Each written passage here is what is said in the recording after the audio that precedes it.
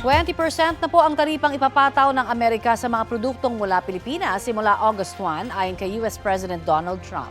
Mas mataas yan kumpara sa 17% reciprocal tariff na inanunsyo ni Trump noong Abril.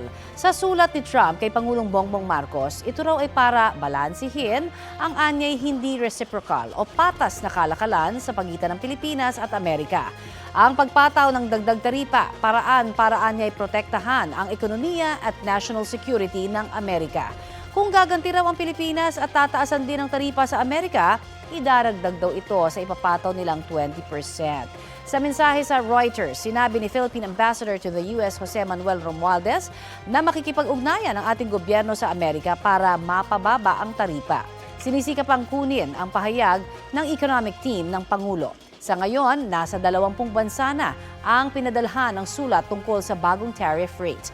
Noong Abril, sinabi ng mga ekonomistang nakapanayam ng GMA Integrated News na ilan sa mga posibleng epekto ng reciprocal tariff ang pagtaas ng presyo ng mga produkto at pagbaba ng halaga ng piso kontra dolyar.